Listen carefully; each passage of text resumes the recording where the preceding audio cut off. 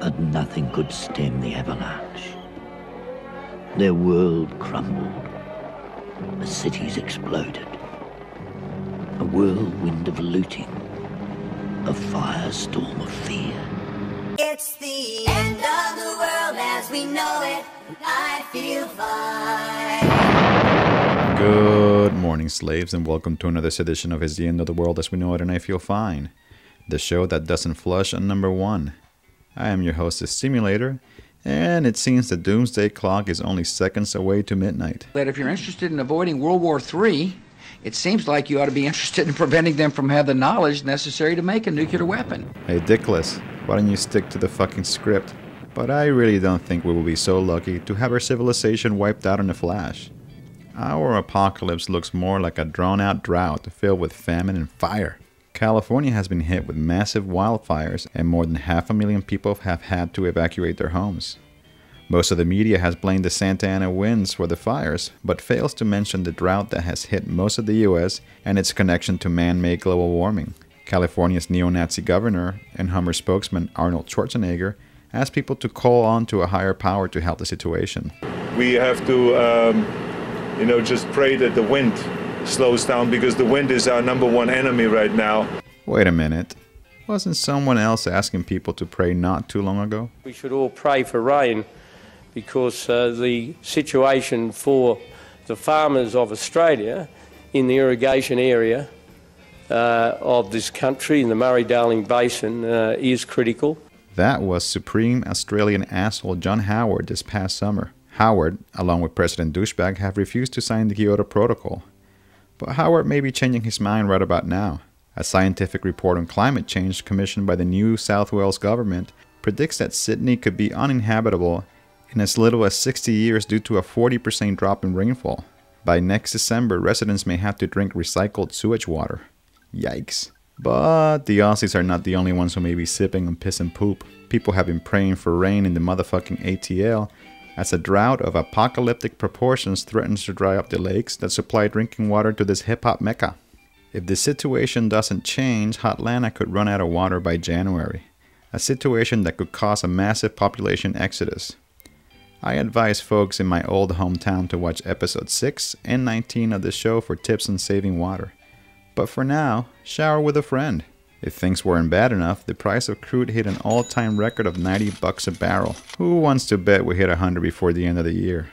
Vice President Dick Cheney, the man that's one heartbeat away from history, was caught on tape congratulating the Saudis on their record oil profits. Listen closely as Dick leans in. The audio quality is not that great, but we have slowed it down, so listen closely.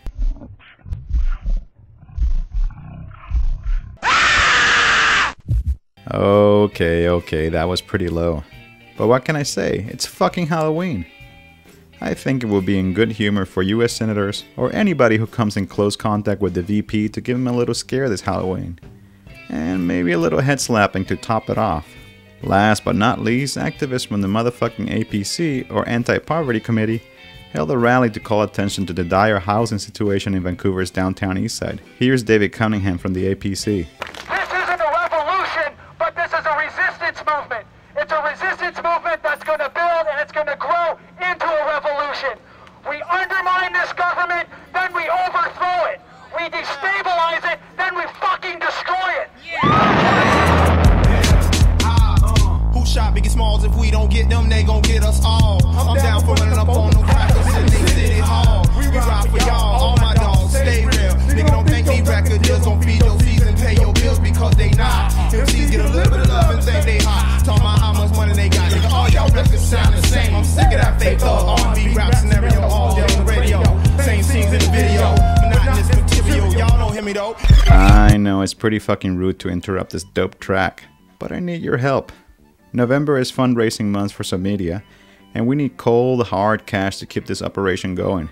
Just go to our website, submedia.tv, to find out how you can help. These record labels sling our tapes like dope. You could be next in line and sign and still be writing rhymes and broke. You rather have a Lexus or justice, a dream or some substance, a beamer, a necklace or freedom.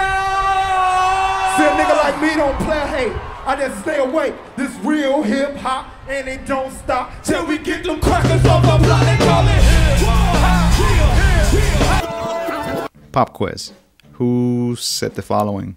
Iraq was clandestinely procuring nuclear weapons technology through a global network of front companies. Was it Uncle Tom Powell? One of the most worrisome things that emerges from the thick intelligence file we have on Iraq's biological weapons is the existence of mobile production facilities. Close. Was it Rummy? We do have solid evidence of the presence in Iraq of Al-Qaeda members. Nah, not quite. Or was it this thumb-sucking bastard? Our intelligence sources tell us that he has attempted to purchase high-strength aluminum tubes suitable for nuclear weapons production. Nope. It was this man. Iraq continued to cooperate with terrorists, that it was meddling in Lebanon, that it was working hard at chemical and biological weapons. Now, I don't know what the fuck the motherfuckers at the Nobel Institute have been smoking, but I want some of that shit. Gore, Peace Prize? You've got to be fucking kidding me. For the benefit of our younger viewers out there, let us rewind back to the years 1992 to 2000. During these freewheeling days of .coms and NAFTA, the Gore-Clinton White House relentlessly bombed Iraq under the catchy name Operation Desert Fox, killing many innocent civilians. But the highest rate of casualties by this dynamic duo were due to the economic sanctions that nearly stopped the flow of food and medical supplies to this country. What's most disturbing is that the majority of the fatalities were infants under 5 years of age, who perished because of malnutrition and disease. As many as 5,000 beautiful brown babies were being murdered by Gore and company every week for years. UNICEF estimates that over 500,000 babies died because of sanctions during this period. But many people I know tell me, "But Stimulator, we have to think strategically. Gore is doing a lot to bring awareness to global warming." well, I tell them, why don't we think strategically with the lives of your babies? Seems too many white people are willing to forgive the murder of brown people, and honestly, I am fucking sick of it. Another argument I hear is, "But Al Gore was only vice president.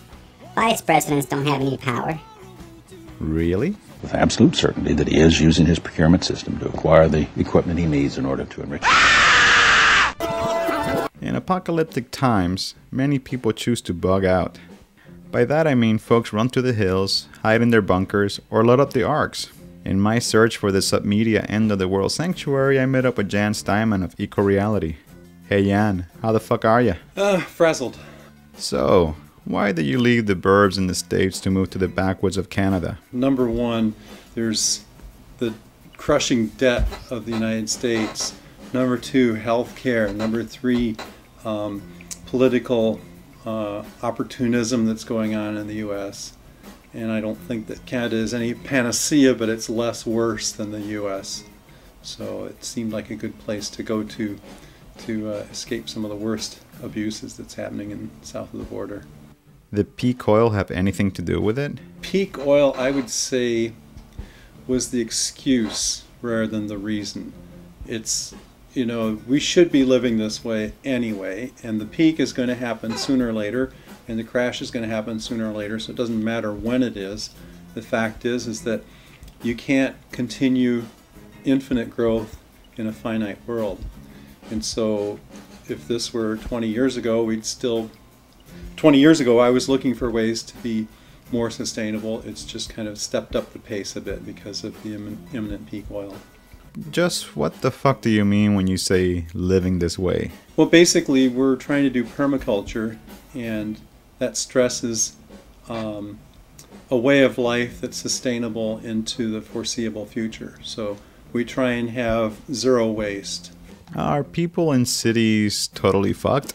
There have been cities as long as there have been human habitation, as long as there's been agriculture, certainly.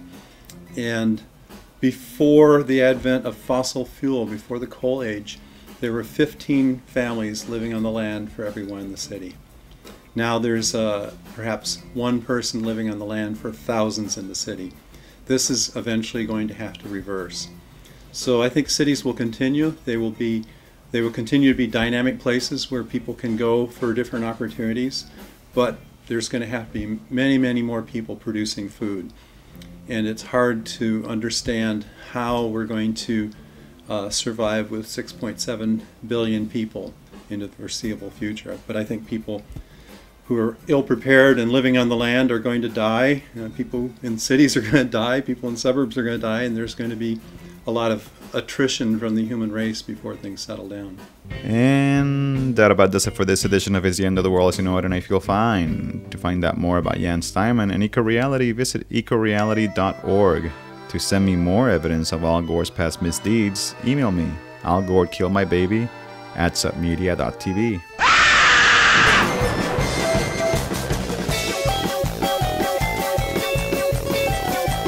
Remember, kids, you can podcast high-quality video of this show at submedia.tv.